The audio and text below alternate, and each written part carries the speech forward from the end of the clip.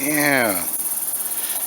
So that's the black oilseed sunflower. That's what they look like. It's a fairly small head. I got some more in the back that we need to harvest, so let's go do that real quick. All right. Yeah. So Mary was wondering, pardon me. Mary was wondering. Let me get out of this tangle of stuff here. Mary was wondering why I ended yesterday's video the way I did, and I told her, well, that's because the job's not done, so I can't exactly put an ending to it, can I? Pardon us a second here. Oi! Here is a Seminole pumpkin trying to grow. The heat finally arrived, and because the heat finally arrived, it can start growing. Grasshopper. Because the heat finally got here, it can start growing some. But it was very slow getting started this year. Okay, so what happens if you take the black oil sunflower and you plant it in your garden? You save the seeds and maybe plant them another year. What do you get? Well, you might get something like this guy right here. Ooh, who do you see up there? That's a bald eagle, guys. Let's see if I can zoom in.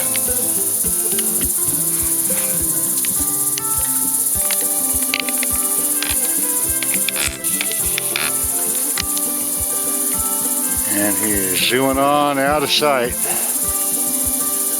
Sorry about that. I know he's going to come back around. Yeah, there he is. There he is. Look out, ducky duckies. That's a bald eagle, guys.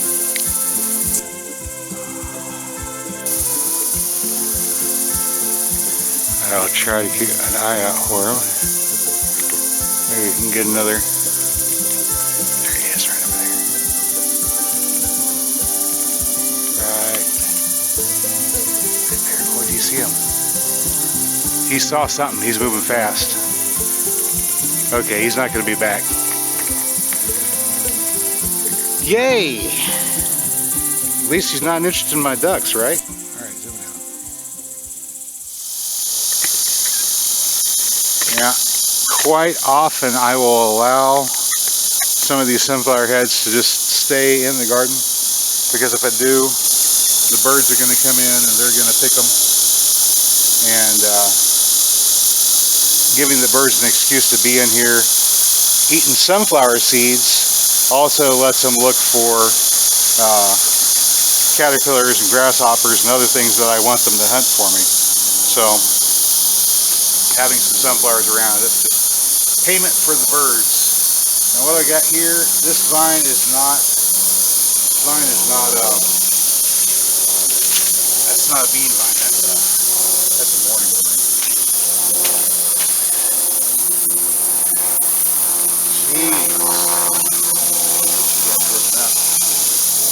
Alright, already we had some grasshoppers trying to get at this one.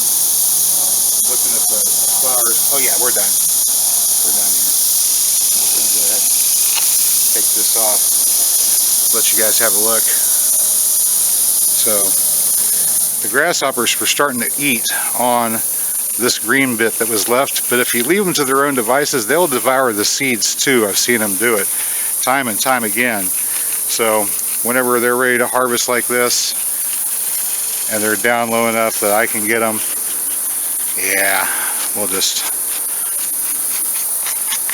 clean that puppy up, and there is some fresh sunflower seeds. We can save them for the winter to give to the birds over the winter, or we can save them for planting fresh sunflowers next season. Jeez. Okay, where are we at? All right, so this one here, this is another one of our sunflowers. You can see how those seeds are coming along nicely right here. They're still maturing, it's not quite ready to harvest. But back behind it, you'll see this bean here. This is a Cherokee Trail of Tears black bean. It's both a green bean and a shelling bean. We're leaving it to grow into maturity for shelling beans because we've got green beans. I'll show you. Give me a second. I'll show you some of our green beans. All right, so the beans are going to grow. They're indeterminate. They're going to keep on growing. They're a pole bean. They love these sunflowers, like you saw from that other one. They can get pretty tall. Some of them have already matured. I got them down here. I'm just going to go ahead and pick them off real quick before they can get moldy. We don't want them to get moldy. Just go ahead and gather these. I guess I've done some harvest today. You want to see me actually harvest some of the bounty of the garden. All right, here's some of it. This is a Cherokee Trail of Tears black bean. Now this is our big horse spotted corn. So we have corn, beans, sunflowers all growing together in this area. This is part of what they would call the Seven Sisters technique of farming back east prior to European contact. It's not your ideal way to produce food, actually. It's this is how you produce your what do you call this? Your storage crop, your emergency staple food. I mean, not that you don't want to eat beans and sunflowers on a regular basis, but here is your storage bean right here. Go ahead and open up this shell, and just one of these pods, I'm counting 1, 2, 3, 4, 5, 6. There's 7 beans. You see those? Got 7 beans in this pod. 1, 2, 3, 4, 5, 6, and 7 right down to the bottom. Bluish black, and that's all of these, just like that bluish black Cherokee Trail of Tears black beans. It's a pole bean. You can eat them like green beans, or you can let them grow out and save them for soup beans. And that's what we're doing with these guys, because winter is a-coming. And the more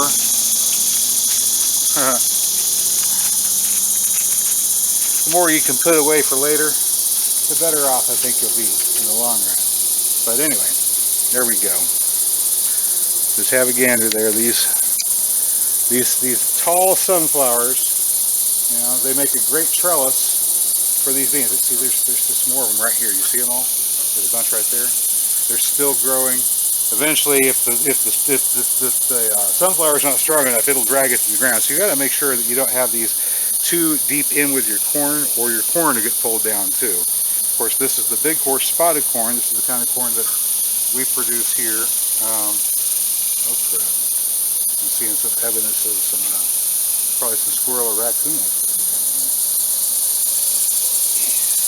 Somebody got this. All right. So here we go. Whenever the husks begin to turn brown, after the silks have turned brown and fallen off, then you can start to harvest your corn. And at this stage, you could probably still get away with roasting this one if you wanted to have it as a roaster. Oh my goodness, that's nice. Okay, we got a little bug activity right there. We're going to feed this. See that? I'm going to feed this guy to the ducks.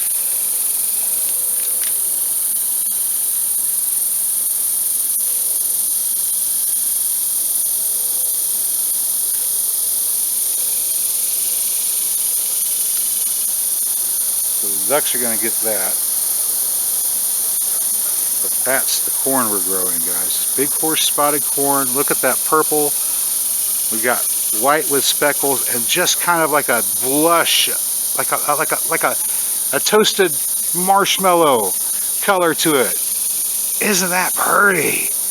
Big, lush kernels. This is a flint corn, or not a flint corn. Sorry. Actually, this is a flint corn. This one isn't dent. This one's flint. This is a flower corn, is what I was intending to say, but this one actually is exhibiting flint characteristics instead of dent characteristics. Dent is a flower corn where the top of the kernel collapses inwards. Flint, it remains hard like that. Look at this one. All of those colors, like orange and purple and white, all swirled together. Isn't that pretty? I don't know if the camera's even getting that and doing it justice, but we're going to go ahead and set this out to dry. All right, guys. You know how I always give you the good treats, right? I always bring you the good stuff. All right, trust me on this one. There's good stuff in this. Go check it out. Check it out. And check that out. You find the bug? You get the bug? You may have knocked the bug loose. Did you get it? Did you get it, guys? All right. Whew. Tell you what. It is hot. It is hot out here. I'm going to have to go inside and cool myself off. Oh my goodness. And put some of this stuff away. Are we done yet? Nah. I'm going to show you the rest of what I'm doing. But, oh my God, isn't that just gorgeous though? Isn't that gorgeous? We're inside of the black mulberry tree in the backyard. I'm going to try to anchor this so it doesn't spin around. And maybe get you a close look at this nest. I don't think it has any occupants currently. But little bird's nest inside this mulberry tree back here.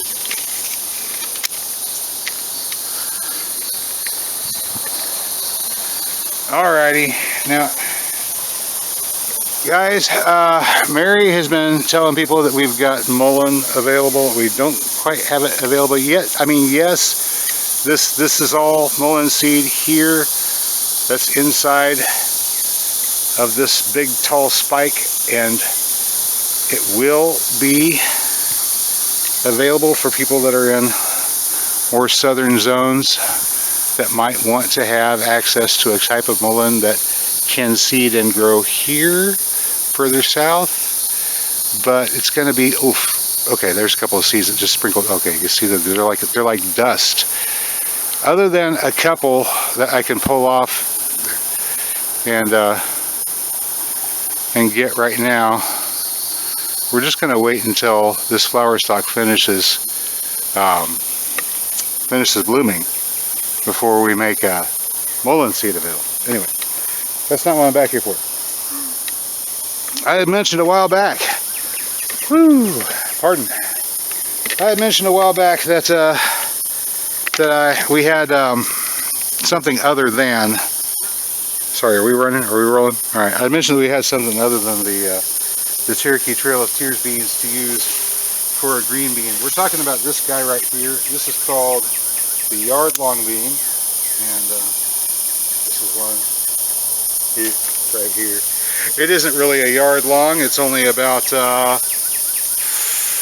maybe about 2 feet long, but a 2 foot long bean is still pretty good. Now, one of the things I always hated, let me get this camera up here so you guys can see me. One of the things I always hated when I was a kid growing up on the farm was our picking the green beans. Whenever it came time to pick the green beans, we'd go out there, we'd pick the green beans, we'd get done picking the green beans. We had all these green beans that we'd picked. Pardon me. I'm going to pick a couple bees here. We'd have all the green beans that we picked, like these guys right here.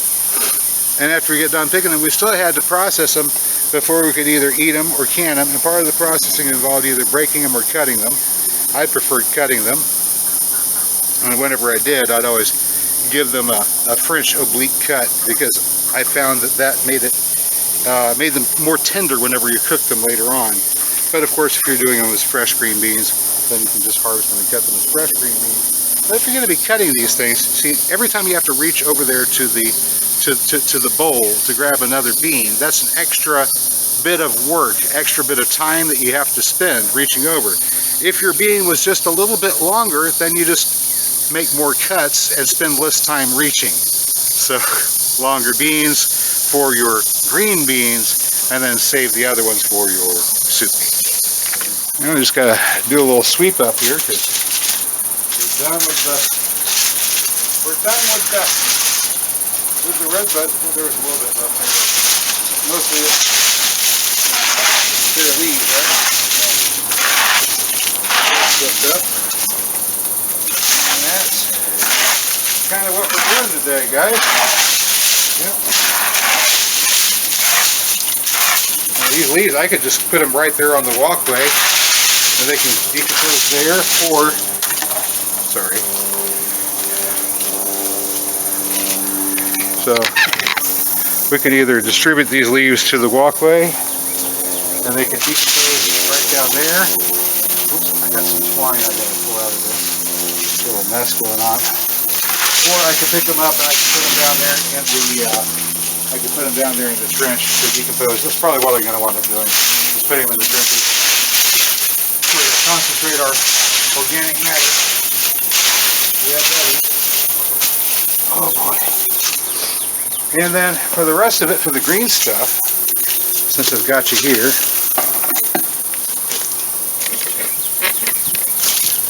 I'm going to just give you a quick look over here. This is where we've We've done a little bit of weed pulling. We're not done, but we have done some pulling up the weeds, leaving behind just that little bit of clover that's there, and admittedly, far too many little seedling elm trees for my liking.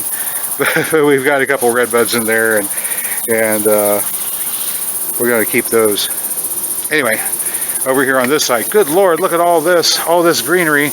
It's hiding what's underneath for a planting underneath this pecan tree. There's actually, pardon me, some sort of a rhyme and reason. Let me get this set up. There's sort of a rhyme and reason to the planting underneath the pecan tree, and at the moment we're just overgrown with extra things. All right, now there you go. That's the way the base of the pecan tree should look. Surrounded by irises and by strawberry plants and violets and some daylilies. And although you can't see them right now, there will be daffodils come springtime. So it's just a succession of blooms until we get to this midsummer period. All right, yonder you can see our walkway. Now, this walkway does not, properly speaking, extend all the way to where I'm standing. So I'm kind of walking across the garden area. But I don't have anything planted really in this space here. It's sort of a boundary. Oh yeah. I got plenty of space to dump greens. There we go. There we go. Oh yes. Pack these guys down. So this is just like doing your regular compost. Layer of browns, layer of greens, layer of browns, wash, rinse, repeat. It's just when we're done, we're going to top it all off with wood chips. Okay. Alright, and now all I got to do is come along and take out all of this organic matter that we don't necessarily want growing. Get it over there into our trench that we've got prepared, and then we'll top off the final 6 inches with wood chips. Those are waiting over there in the pick 'em up truck over there behind you. I'm about ready for a break. Hey, that's what I've been up to. I hope you found today's video informative or entertaining. If you did, you know what to do. I'll catch you next time. Until then, get out there and get growing.